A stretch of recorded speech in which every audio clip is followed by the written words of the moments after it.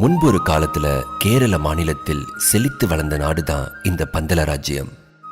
எங்க பார்த்தாலும் மரம், செடி, கொடி, பூக்கள்னு ரொம்பவே அழகான ஊரா இருந்துச்சு. அப்படிப்பட்ட இந்த ஊரை மன்னர் ராஜசேகரன் ஆட்சி செஞ்சுட்டு வந்தாரு. உங்களுக்கு ஐயப்பசாமி பிடிக்குன்னா இந்த வீடியோக்கு ஒரு லைக் பண்ணிக்கோங்க. அவரோட ஆட்சி காலத்துல அவரோட மக்கள் எந்த குறையும் இல்லாம சீரும் சிறப்புமா மகிழ்ச்சியா வாழ்ந்துட்டு வந்தாங்க. ஆனா மன்னரோட மனசுல மட்டும் ஒரு தீர்க்க முடியாத மிகப்பெரிய குறை இருந்தது. அதுதான் புத்திர பாக்கியம். இந்த குறைனால மன்னரும் மகாராணியும் மகிழ்ச்சி இல்லாம ரொம்பவே உடைஞ்சு போய் இருந்தாங்க. மன்னரும் மகாராணியும் இறைவன் கிட்ட வேண்டாத நாளே இல்ல. இருந்தாலும் இறைவன் இருக்கிற கோவிலுக்கு போய் தினமும் வேண்டிட்டு வந்தாங்க. அப்போ ஒரு நாள் அதிகாலையில மன்னரும் அவரோட அமைச்சரும் அவரோட சிப்பாய்களும் சேர்ந்து நாட்டை வலம் வந்துட்டு இருந்தாங்க. மன்னருக்கு அந்த நாள் எப்பவும் இல்லாத மாதிரி ரொம்பவே பிரகாசமாவும் மகிழ்ச்சியாவும் இருந்துச்சு. அப்போ அடர்ந்த காட்டுக்குள்ள ஒரு பிறந்த குழந்தையோட அழுகை சத்தம் கேட்டுச்சு. அதை கவனிச்ச மன்னர் குதிரையை நிறுத்திட்டு குழந்தை சத்தம் கேட்கிற பக்கம் போறாரு. அங்க போய் பார்த்தா மன்னருக்கு ஒரே ஆச்சரியம். ஏன்னா ஒரு பிறந்த குழந்தை மணிமாலைகள்லாம் போட்டுட்டு கை கால்கள் எல்லாம் ஆட்டிட்டு அழுதுட்டு இருந்தது. மன்னரோட மனசுல நிறைய கேள்வி வந்தது. யார் இந்த குழந்தை? இங்க எப்படி வந்தது? கொடிய மிருகங்கள் வாழும் இந்த அடர்ந்த காட்டுக்குள்ள இந்த குழந்தையை யார் விட்டுட்டு போனாங்க? உடனே சிப்பாய்களை கூப்பிட்டு, சிப்பாய்களே, இந்த குழந்தையோட பெற்றோர்கள் இங்க எங்கேயும் இருக்கிறார்களா என்று பாருங்கள்னு அனுப்பி வைக்கிறாரு. அதே மாதிரி கீழே இருந்த அந்த குழந்தைய தூக்கி கையில வச்சு அரவணைச்சுக்கிறாரு. சிப்பாய்களும் கொஞ்ச நேரத்திலே திரும்பி வந்து, அப்படி எந்த மனித நடமாட்டமும் இங்கே இல்லை மன்னா அப்படின்னு சொல்றாங்க. அதை கேட்ட மன்னருக்கு ஒரே மகிழ்ச்சி. ஆஹா, நான் பிரார்த்தனை பண்ணியதால் ஈசன் கொடுத்த வரம் தான் இந்த குழந்தை அப்படின்னு பக்கத்துல இருக்க அமைச்சர்கிட்ட சொல்றாரு. அதை கேட்ட அமைச்சரும், ஆமாம் மன்னா, மிகவும் மகிழ்ச்சியாக இருக்கிறது அப்படின்னு சொல்லிட்டு மனசுக்குள்ளேயே வஞ்சம் தீட்டிட்டு இருந்தான். ஏன்னா மன்னருக்கு வாரிசு கிடையாது. வாரிசு இல்லாத ராஜ்யம்னால மன்னருக்கு அப்புறம் இந்த ராஜ்யம் முழுசுமே நம்மளுக்கு தான் சொந்தம் அப்படின்னு நினைச்சிட்டு இருந்தான் அந்த அமைச்சர். ஆனா இன்னைக்கு அரசருக்கு காட்டுக்குள்ள ஒரு குழந்தை கிடைக்கவும் அமைச்சருக்கு தூக்கி வாரி போட்டுச்சு. இருந்தாலும் மனசுக்குள்ளேயே சரி இருக்கட்டும், காலம் வரும்போது இந்த குழந்தைய தீர்த்து கட்டிடலான்னு யோசிச்சுட்டு இருந்தான். அடுத்து அரசர் அந்த குழந்தையை எடுத்துக்கிட்டு ஊர்வலத்தோட ஊருக்குள்ள வந்தாரு. இந்த விஷயத்தை கேட்ட அரசி ரொம்பவே மகிழ்ச்சி பொங்க அரசரோட வருகைக்காக காத்துக்கிட்டு இருந்தாங்க. அடுத்து அரசர் வந்து அரசி கிட்ட குழந்தைய கொடுத்து நடந்த எல்லாத்தையும் சொல்லவும் ரெண்டு பேருக்குமே மனசுல இருந்த பாரமே குறைஞ்சது. அடுத்து ஊரையே கூப்பிட்டு பெயர் சூட்டி பெயர் வைக்கும் விழாவும் வச்சாங்க. இந்த குழந்தை பம்பா நதிக்கரையில மணி மாலைகளோட இருந்தனால மணிகண்டன் அப்படின்னு பெயரும் வச்சாங்க. அது வரைக்கும் ஊர் மக்கள்ல சில பேர் நம்ம மன்னருக்கு குழந்தை இல்லையேன்னு பேசிட்டு இருந்தவங்க எல்லாருமே இனி இந்த பந்தல சாம்ராஜ்யத்தை ஆள்றதுக்கும் நமக்கும் ஒரு இளவரசர் கிடைச்சிட்டாருன்னு ரொம்பவே மகிழ்ச்சியா பேசிக்கிட்டு இருந்தாங்க. மணிகண்டன் வந்த கொஞ்ச வருஷங்கள்லயே மகாராணியும் கர்ப்பம் அடைஞ்சாங்க. அதே மாதிரி 9 மாதங்கள்ல ஒரு அழகான ஆண் குழந்தையையும் பெத்தெடுத்தாங்க. வளர்ப்பு மகன் மணிகண்டன் ஒரு பக்கம் இருக்க, சொந்த மகனும் பிறந்ததை எண்ணி அரசரும் அரசியும் எல்லை இல்லாத அளவுக்கு மகிழ்ச்சியா இருந்தாங்க. இத பார்த்த அமைச்சர் மனசு உடைஞ்சு போனான். ஏற்கனவே வளர்ப்பு மகன் மணிகண்டன் ஒரு பிரச்சனையா இருக்கும்போது இப்ப சொந்த மகனும் வந்துட்டானே, இப்ப என்ன பண்றதுன்னு புரியாம புலம்பிட்டு இருந்தான். அதே சமயம் மணிகண்டனுக்கு குருகுலம் போற காலம் வந்துச்சு. அரசர் மணிகண்டனை குருகுலத்துக்கு கூட்டிட்டு போய் எல்லா கலைகளையும் கற்று சிறந்த மாணவனா வரணும்னு அனுப்பி வச்சாரு. மணிகண்டனோ தந்தையின் ஆணைப்படி சில காலங்கள்லயே வில்வித்தை, சண்டை, கல்வி, ஞானம் இப்படி எல்லா கலைகள்லையுமே மிக சிறந்த மாணவனாக விளங்கினாரு. கடைசியா குருவையே மிஞ்சும் அளவுக்கு மிகச்சிறந்த மாணவனாக மாறினார். இதெல்லாம் பார்த்த குருவுக்கு ஒரே ஆச்சரியம். இவ்வளவு திறமை மிக்க மாணவரை என் வாழ்நாளில் நான் பார்த்ததே இல்லை. இந்த மணிகண்டன் ஒரு சாதாரண குழந்தையே அல்ல. இவர் கண்டிப்பாக ஒரு தெய்வத்தின் அம்சமாகத்தான் இருக்க வேண்டும் அப்படின்னு மனசுக்குள்ளேயே பேசிக்கிட்டாரு. மணிகண்டனோ குருகுலத்தை முடிச்ச உடனே குரு தட்சணையா அவர்கிட்ட இருக்க பொருட்களை தன்னோட குருட்ட கொடுக்கறாரு. ஆனாலுமே குருவுக்கு முகத்துல சந்தோஷமே இல்ல. அதை பார்த்த மணிகண்டன், குருவே, உங்களுக்கு கொடுக்கறதுக்கு என்கிட்ட இதை தவிர வேற எதுவுமே கிடையாது. உங்களுக்கு எதுவும் வேணும்னா கண்டிப்பா கேளுங்க, நான் செய்யறேன்னு சொல்றாரு. அதுக்கு குரு, மணிகண்டா, பொன்பொருள் மேலெல்லாம் எனக்கு எந்த நாட்டமும் கிடையாது. இது எல்லாம் நிலையில்லாதது. ஆனா என் மனதை வேறொரு கவலைதான் ஆட்கொள்கிறதுன்னு சொல்லியிருக்காரு. அதுக்கு மணிகண்டன் உடனே என்ன பிரச்சனைன்னு கூட கேட்காம, குருவே, உங்கள் மனதில் இருக்கும் அந்த பிரச்சனையை நான் அறிவேன். நீங்கள் எதற்கும் கவலைப்பட வேண்டாம். உங்கள் மகனை அழைத்து வாருங்கள்.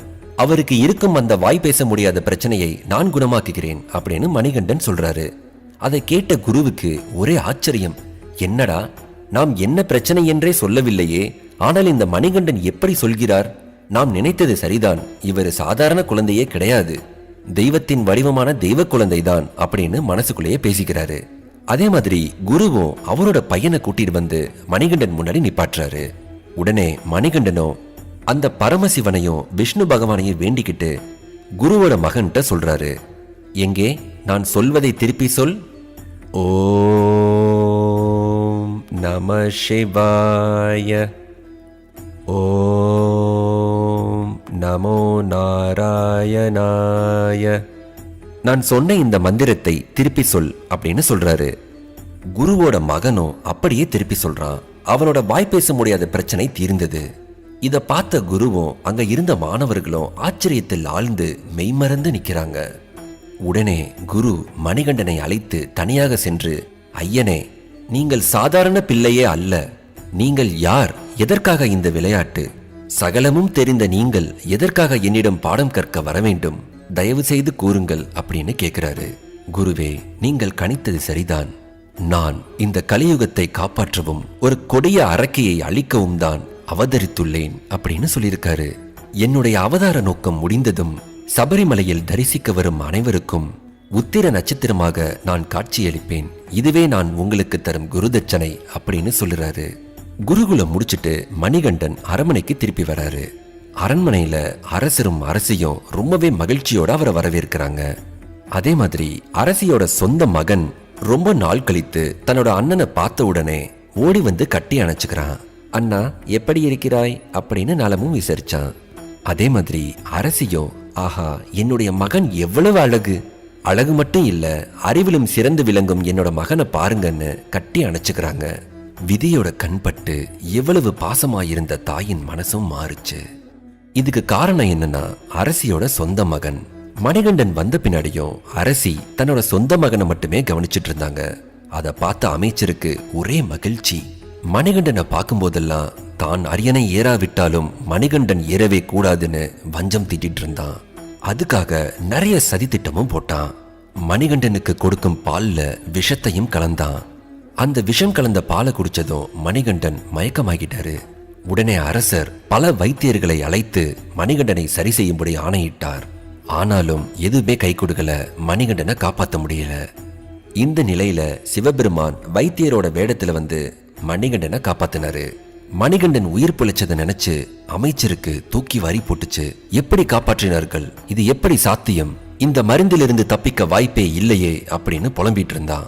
சரி போகட்டும், அடுத்த முறை என்னிடமிருந்து தப்பிக்க முடியாதுன்னு வேற ஒரு திட்டத்தை போட்டுட்டு இருந்தான். இதுக்கிடையில மணிகண்டனோட திறமைகள் எல்லாம் பார்த்த மன்னர் அவரை இளவரசனாக்குறதுக்கு ஏற்பாடு செய்யறாரு. அதே மாதிரி அரசபையில எல்லாத்தையும் கூப்பிட்டு, மணிகண்டனுக்கு இப்பவே இளவரசராக பட்டம் சூட்டிட்டா சிறிது காலம் கழித்து என்னுடைய ஓய்வுக்கு பின்னாடி மணிகண்டன் அரசராகிறதுக்கு முழு தகுதியும் இருக்குன்னு சொல்றாரு. இதை கேட்ட இளவரசையும் கொஞ்சம் முக வாட்டத்தோட தான் இருந்தாங்க. அதை கவனிச்ச அமைச்சர் அரசிய வச்சே காய் நகத்தலான்னு இன்னொரு திட்டமும் போட்டான். அதே மாதிரியே அன்னைக்கு இரவே அரசிய தனியா சந்திக்கிறான். அரசியாரே, உங்களோட அனுமதி இல்லாம உங்களை சந்திக்க வந்ததுக்கு முதல்ல மன்னிச்சுக்குங்க, ஏன்னா விஷயம் அவ்வளவு முக்கியமானது அப்படின்னு சொல்றான். என்ன விஷயம்னு சொல்லுங்க அமைச்சரேன்னு அரசி சொல்ல, அரசியாரே, உங்க மனசை காயப்படுத்திட்டு இருக்கிற பிரச்சனை என்னன்னு எனக்கு தெரியும். உங்க சொந்த மகன் இருக்கும்போது வளர்ப்பு மகன் எப்படி இளவரசன் ஆக முடியும்னு சொல்லி தீக்குச்சியை பொருத்தி போட்டுட்டு போயிட்டான். அதை கேட்ட அரசியும், ஊர் மக்கள் என்னை பார்த்து என்ன நினைப்பாங்க, சொந்த மகன் இருக்கும்போது ஏன் வளர்ப்பு மகனை இளவரசன் ஆக்குறாங்க, அரசியோட சொந்த மகனுக்கு திறமை இல்லையா, அவருக்கு அரசராகும் தகுதி இல்லையான்னு என்னென்னமோ பேசுவாங்களே, அதனால அடுத்த நாளே அரசர்கிட்ட பேசணும்னு முடிவு பண்றா. அதே மாதிரி அரசர்கிட்டையும் இந்த விஷயத்தை பத்தி பேசுறாங்க. ஆனா அரசர் மறுப்பு தெரிவிச்சிடுறாரு. வளர்ப்பு மகனா இருந்தாலும் மணிகண்டன் தான் நம்மளோட மூத்த மகன், அதனால அவன் தான் அரியணை ஏறணும்னு உறுதியா சொல்லிடுறாரு. இதனால அரசிக்கு மிகப்பெரிய ஏமாற்றம் தான் கிடைச்சது. இதை தெரிஞ்சுக்கிட்ட அமைச்சரும் அரசியும் சேர்ந்து ஒரு சதி திட்டம் போடுறாங்க. அதே மாதிரி ஒரு கஷ்டமான வேலையை மணிகண்டனுக்கு கொடுக்கலான்னு முடிவு பண்றாங்க. இந்த வேலையை செஞ்சு முடிக்கும் போது மணிகண்டன் கண்டிப்பா திரும்பி வர முடியாது, இதனால நம்மளோட மகன் தான் இளவரசன் ஆக முடியும்னு அரசியும் இந்த திட்டத்துக்கு ஒத்துக்கிட்டாங்க. இந்த வேலைக்காக ஒரு வைத்தியருக்கு பணம் கொடுத்து நடிக்கவும் வச்சாங்க. அந்த திட்டத்தின்படியே அரசி உடம்பு முடியாத மாதிரி பொய்யா நடிக்கிறாங்க. அதே மாதிரி அரசிக்கு தீர்க்க முடியாத தலைவலி வந்துருச்சு. இந்த தலைவலியை சரி பண்ணணும்னா புலிப்பாலை கொண்டு வரணும். அது மட்டும் இல்லாம இந்த புலிப்பாலோட சேர்த்து சில மூலிகைகளையும் கலந்து அரசிக்கு கொடுத்தா மட்டும்தான் இது சரியாகும்னு சொல்றாரு. வைத்தியர் சொன்ன இந்த விஷயத்தை கேட்டதும் அரசருக்கு மனசுடைஞ்சு போயிருச்சு. ஏன்னா காட்டுல வாழ்ற புலியோட பாலை யார் கொண்டுட்டு வருவா, அது எப்படி சாத்தியம்னு யோசிச்சுட்டு இருக்காரு. அதை கேட்ட மணிகண்டன் அம்மாவோட தலைவலியை போக்குறதுக்கு நானே போறேன்பான்னு அரசர்கிட்ட சொல்றாரு. மணிகண்டனோட தெளிவான பேச்சையும் தீர்க்கமான பார்வையையும் பார்த்து அரசர், மணிகண்டா, உன்னோட திறமை மேல எனக்கு நம்பிக்கை இருக்கு, இருந்தாலும் நீ ரொம்ப கவனமா இருக்கணும், நீயும் ஜாக்கிரதையா திரும்பி வரணும்னு சொல்லி மன்னர் அவரை காட்டுக்கு அனுப்புறதுக்கு ஒத்துக்கிறாரு. இதை கேட்ட அமைச்சரும் அரசியும் ரொம்பவே மகிழ்ச்சியா இருந்தாங்க. மன்னர் ஒரு மிகப்பெரிய சிவபக்தர். அதனால காட்டுக்கு மணிகண்டன் அனுப்புறதுக்கு முன்னாடி ஈசனை வணங்கிட்டு ஒரு பையில முக்கன் தேங்காயையும் சில உணவுப் பொருட்களையும் வச்சு இருமுடியா கட்டி மணிகண்டன் கொடுத்து வழி அனுப்புறாரு. அதே சமயம் மணிகண்டன் அவதாரம் எடுத்ததற்கான நோக்கத்துக்கு நேரமும் வந்துச்சு. ஏன்னா மணிகண்டன் மகிஷாமுகி அப்படிங்கிற அரக்கியை அழிக்கிறதுக்காக தான் இந்த அவதாரமே எடுத்தாரு. இந்த மகிஷாமுகி ஒரு அசுர குலத்தோட தலைவி. அவ ரொம்பவே கொடூரமானவ.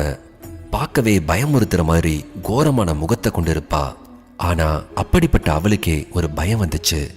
அதுக்கு காரணம் என்னன்னா, அரக்க பிரதிநிதிகள் ஒவ்வொருத்தரா இறந்தாங்க. அப்படி இறந்தவங்கல்ல முக்கியமான ஒருத்தவன் தான் மகிஷாமுகியோட அண்ணன் மகிஷாசுரன். இதுக்கு பழி தீக்கிறதுக்காகவே தன்னோட பலத்தை பெருக்கிறா. இதுக்காக பிரம்மதேவன் கிட்ட கடும் தவம் இருக்கிறா. அவ வரத்தோட நோக்கம் என்னன்னா, அழிவே இல்லாத தேவர்கள் மாதிரி அரக்கர்களும் நெடுங்காலம் வாழ வேணும், இந்த உலகம் முழுக்க தன்னோட ஆட்சி தான் இருக்கணும்னு நினைச்சா. அவளோட கடும் தவத்தால ஏற்பட்ட வெப்பம் பிரம்மலோகத்தையே தாக்குச்சு. இதுக்கு மேலையும் மகிஷமுகிக்கு காட்சி அளிக்கலைன்னா பிரம்மலோகத்துல வெப்பம் தாக்கு பிடிக்க முடியாதுன்னு சொல்லி பிரம்மதேவன் வரம் கொடுக்கறதுக்காக மகிஷமுகியோட முன்னாடி தோன்றினாரு. மகிஷமுகி, உன் கடும் தவத்தால மனம் மகிழ்ந்து உனக்கு வரம் கொடுக்க வந்திருக்கிறேன், கண் திறந்து பாருன்னு சொல்றாரு. பிரம்மதேவா, எனக்கு காட்சி கொடுத்ததற்கு நன்றி. எனக்கு சில கோரிக்கைகள் உள்ளன, அதை தாங்கள் தான் நிறைவேற்ற வேண்டும்னு சொல்றா. அது என்னவென்றால், தேவர்களைப் போலவே எங்களுக்கும் சாகா வரம் வேண்டும் அப்படின்னு கேக்குறா. அதுக்கு பிரம்மதேவனோ மறுப்பு தெரிவிச்சு, அப்படி ஒரு வரத்திற்கு சாத்தியமே கிடையாது. இந்த பூமியில் பிறந்த எந்த உயிர்களும் மரணத்தை சந்தித்தே தீர வேண்டும். அதனால் நீ வேறு வரம் கேள் அப்படின்னு சொல்றாரு. பிரம்மதேவா, தேவர்களைப் போலவே நாங்களும் சாகா வரம் பெற்று இவ்வுலகில் வாழ விரும்புகிறோம்னு மறுபடியும் அவ கேட்கும்போது, சரி, உனக்கு வேறு ஒரு வரம் தரேன். அது என்னன்னா, நீ எப்போ யாரால இறக்கணும்னு நினைக்கிறாயோ அவர்களால் மட்டுமே நீ இறப்பதற்கு உனக்கு வரம் தரேன் அப்படின்னு சொல்றாரு.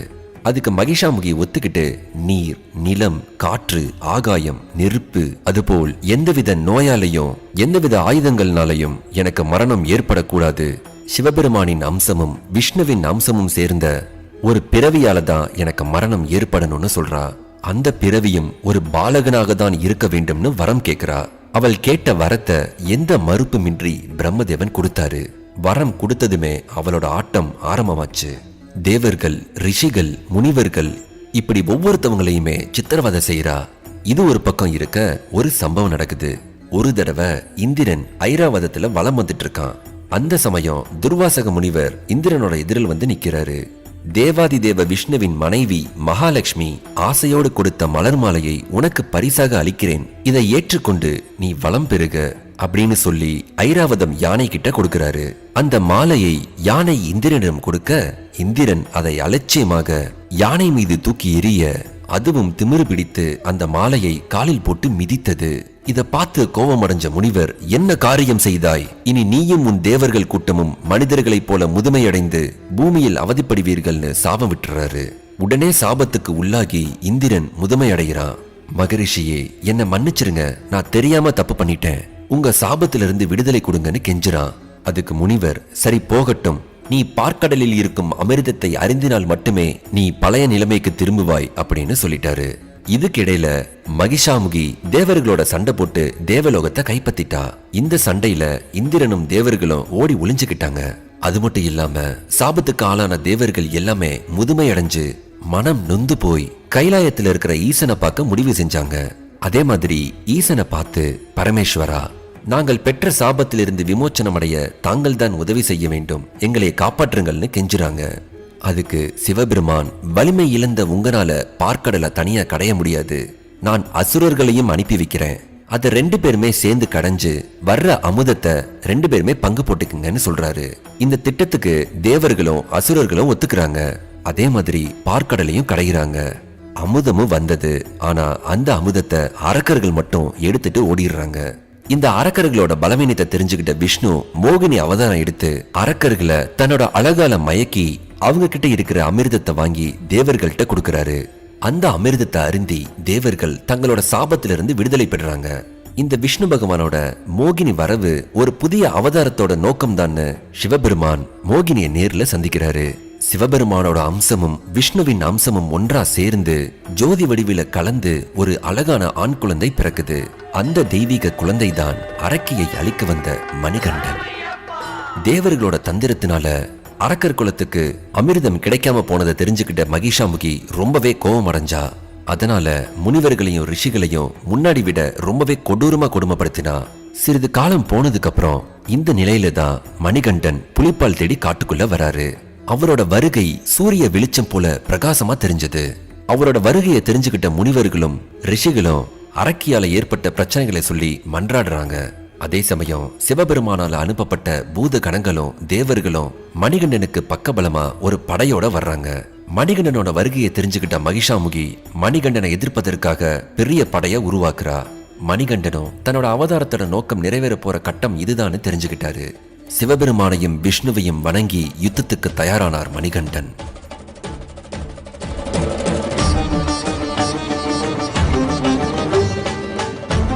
கடும் யுத்தம் நடக்குது. யுத்தத்தோட முடிவுல மகிஷாமுகியோட உடல் கீழே விழுகுது. அவள் எழுவதற்கு முன் மணிகண்டன் அவள் மீது ஏறி கோர தாண்டவம் ஆடி அவளை அழித்தார். மகிஷாமுகி அரக்கியின் உடல் மிகவும் பெரியது. இப்படியே விட்டால் இவள் உடல் இன்னும் பெரிதாகி சூரிய சந்திரனின் ஒளி இந்த பூமியை மறைத்துவிடும் என்று எண்ணி மணிகண்டன் மகிஷாமுகியின் உடலை பாதாளத்தில் தள்ளி கற்களை போட்டு மூடினார். அப்படி கற்களால மூடி மகிஷமுகியை புதைத்த இடம்தான் இன்றைக்கு கல்லிடம் குன்றுன்னு அழைக்கப்படுது. மணிகண்டனின் யுத்தத்தை காண காளையோடு வந்தார் ஈசன். அந்த காளையை பக்கத்தில் ஒரு மரத்தில் கட்டி வைத்தார். அதனாலதான் இன்னைக்கும் அந்த இடம் காளை கட்டின்னு அழைக்கப்படுது. மகிஷாமுகி மேல மணிகண்டனோட பாதம் பட்டனால சாபத்திலிருந்து விடுபட்டால் லீலாவதி. சாப விமோச்சனம் பெற்ற லீலாவதி மணிகண்டனை வணங்கி, இனி நான் உங்களுக்கே அடிமை, நீங்கள் என்னை திருமணம் செய்து கொள்ளுங்கள்னு கேட்கிறா. அதற்கு மணிகண்டன், மன்னிக்கவும், உங்களின் எண்ணம் நிறைவேறாது. இந்த அவதாரத்துல நான் பிரம்மச்சாரியாக தான் இருக்க போகிறேன். ஆனாலும் உனக்கு ஒரு வாய்ப்பு இருக்கு. எனக்குன்னு ஒரு கோவில் கட்டப்படும். அங்கு என்னை தரிசிக்க லட்சக்கணக்கான பக்தர்கள் வருவாங்க. ஒவ்வொரு ஆண்டும் என்னை தரிசிக்க முதல் முறையாக மாலை போடும் கன்னிசாமிகள் வருவாங்க. அப்படி எந்த வருஷத்துல புது கன்னிசாமிகள் வரலையோ அப்ப நான் உன்னை திருமணம் செஞ்சுக்கிறேன்னு சொல்லிடுறாரு. அதே சமயம் என்னோட கோவிலுக்கு பக்கத்திலேயே உனக்கும் ஒரு கோவில் கட்டுவாங்க. உன்னையும் மாளிகைபுரத்து அம்மன் மஞ்சள் மாதா கன்னிசாமின்னு அழைப்பாங்க. என்னை வழிபட வரும் பக்தர்கள் உன்னையும் தரிசிப்பாங்க. அப்போ எந்த வருடத்தில் புது கன்னிசாமிகள் வரவில்லை என்று நீ கண்டு கொள்ளலாம் அப்படின்னு சொல்றாரு. அதுக்கு லீலாவதி, எனக்கும் ஒரு கோவில் அமைத்து என்னையும் வழிபட செய்த உங்களை வணங்குகிறேன்னு சொல்றா. யுத்தம் முடிஞ்ச பின்னாடி சிவபெருமான் மணிகண்டனை கூப்பிட்டு, மன்னர் ராஜசேகரன் உனக்காக காத்துட்டு இருக்கான், நீ போய் அவனுக்கு முத்திய கொடு. அதே மாதிரி சபரி என்ற பக்தை உன்னோட தரிசனத்துக்காக மலையில காத்துக்கிட்டு இருக்கா, அவளுக்கும் முக்தியை கொடு அப்படின்னு அனுப்பி வைக்கிறாரு. அந்த பக்தையோட நினைவா அந்த மலை சபரிமலைன்னு அழைக்கப்படும். அதே சபரிமலையிலேயே உனக்கு ஒரு கோவிலும் கட்டப்படும் அப்படின்னு சொல்றாரு ஈசன். அடுத்து மணிகண்டன் இந்திரனை சந்தித்து, இந்த சம்ஹாரம் மட்டும் இல்லாம இன்னொரு கடமையும் எனக்கு இருக்கு. என்னோட தாய் அங்க தீராத தலைவலியால துடிச்சுக்கிட்டு இருக்காங்க. அதை சரி செய்யறதுக்காகத்தான் புலிப்பாலை தேடி இந்த காட்டுக்குள்ள நான் வந்தேன். அதனால புலிப்பால் கிடைக்க நீங்கள் தான் உதவி செய்ய வேண்டும்னு சொல்றாரு. இந்திரனோ, நான் பெண் புலியாக மாறி பாலை கொடுக்கிறேன், நீங்கள் உங்கள் தாய்க்கு கொடுங்கள்னு சொல்றாரு. அதே மாதிரி இது புலிப்பால் தானா அப்படிங்கிற சந்தேகம் இல்லாமல் இருக்க நான் புலியாக மாறி உங்களுடன் வருகிறேன்னு சொல்றாரு. இந்திரன் புலியாக மாறினதுக்கு அப்புறம் இந்திரன் மேல ஏறி ஐயப்பன் அரண்மனைக்கு வராரு. அதோட தேவர்களும் புலியா மாறி மணிகண்டன் பின்னாடியே வர்றாங்க. இந்த காட்சியை பாக்குற எல்லாருக்குமே பயங்கர ஆச்சரியம். மன்னர் ராஜசேகரன் மணிகண்டன் திரும்ப வந்ததை பார்த்து பெருமகிழ்ச்சி அடைகிறாரு. இந்த காட்சியை பார்த்த அமைச்சரும் பேச்சு மூச்சு இல்லாம பிரமிச்சு பாக்குறான். மணிகண்டன் வரவே மாட்டான்னு நினைச்சோம், ஆனா எப்படி இது சாத்தியம்? இது எப்படி நடந்தது? புலி ஏன் ஒன்றும் செய்யவில்லை? எப்படி இவன் கூடவே வருகின்றதுன்னு இந்த காட்சியை பார்த்து திகைச்சு போய் நிக்கிறான். அதுக்கப்புறம் மணிகண்டன் மன்னனை பார்த்து, தாயின் தலைவலியை போக்க நான் புலிப்பாலை கொண்டு வந்திருக்கிறேன் தந்தையேன்னு சொல்றாரு. அதே மாதிரி இந்த பால் பத்தவில்லை என்றால் நான் கூடவே புலிகளையும் கூட்டி வந்திருக்கிறேன், நீங்கள் எவ்வளவு வேண்டுமானாலும் கறந்து கொள்ளலாம்னு சொல்றாரு. அதுக்கு மன்னர் மணிகண்டனை பார்த்து, நீங்கள் கடவுளின் அவதாரம் என்று உணர்கிறேன், நாங்கள் ஏதும் தவறு செய்திருந்தால் எங்களை மன்னியுங்கள் அப்படின்னு கேட்கிறாரு. அதுக்கப்புறம் அரசிக்கிட்ட போய், உன் தலைவலியை குணம் செய்ய புலிப்பாலை கொண்டு வந்திருக்கும் நம் குழந்தையை பார் அப்படின்னு சொல்றாரு. இத கேட்ட அரசி வியந்து போய் பாக்குறாங்க. உடனே தன்னோட தவறுகளை உணர்ந்து மணிகண்டனோட காலில் விழுந்து வணங்குறாங்க. அதே சமயம் தன்னை மன்னிக்கும்படி வேண்டி கேட்டுக்கிறாங்க. அதற்கு மணிகண்டன், தாயே, நீங்கள் போய் என் காலில் விழலாமா? என்னை 12 வருடங்கள் வளர்த்து என் அவதார நோக்கம் நிறைவேற உதவியாய் இருந்ததே நீங்கள் தானே. இதற்கு நான் உங்களுக்கு என்ன கைமாறு செய்ய போகிறேன் என்றே தெரியவில்லை தாயே அப்படின்னு சொல்றாரு. அதுக்கு அரசி, சரி மணிகண்டா, உன் அவதார நோக்கம் தான் முடிந்து விட்டதே, நீ என் கூடவே இருந்து விடு அப்படின்னு கேக்குறாங்க. அதற்கு மணிகண்டனோ, இல்லை அம்மா, எனக்கு இன்னும் சில கடமைகள் இருக்கு, எனக்குன்னு பக்தர்கள் வந்து வணங்குவாங்க, அவங்களுக்கு நான் ஒரு இடத்துல இருந்து அருள் செய்யணும், என்னையை தேடி வரும் அவர்களுக்கு நான் வேண்டிய வரங்களை கொடுப்பதே என் கடமை என்றார். அதுக்கப்புறம், தந்தையே, உங்கள் ராஜ்யத்தில் எனக்கு ஒரு இடம் வேண்டும், அங்கிருந்து நான் மக்களுக்கு அருள் செய்ய போகிறேன் அப்படின்னு சொல்றாரு. அதுக்கு மன்னர் ராஜசேகரன், ஐயனே, உங்களுக்கு எவ்வளவு இடம் வேண்டுமானாலும் எடுத்துக்கொள்ளுங்கள், இது என்ன கேள்வி அப்படின்னு சொல்றாரு. அதுக்கப்புறம் மணிகண்டன் தன்னோட அம்பை எடுத்து மலைகள் இருக்கும் பக்கத்துல விடுறாரு.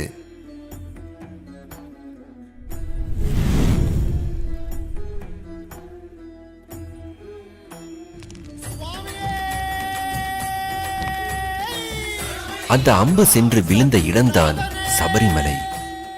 அந்த இடத்துல மன்னர் ராஜசேகரன் மிகப்பெரிய கோவிலை கட்டுறாரு. அந்த கோவில் தான் இன்னைக்கு நம்ம பார்க்குற சபரிமலை ஐயப்பன் கோவில். உங்களுக்கு இந்த வீடியோ பிடிச்சிருந்தா லைக் பண்ணிக்கங்க, கமெண்ட் பண்ணிக்கங்க, மறக்காம நம்ம சேனலை சப்ஸ்கிரைப் பண்ணிக்கங்க.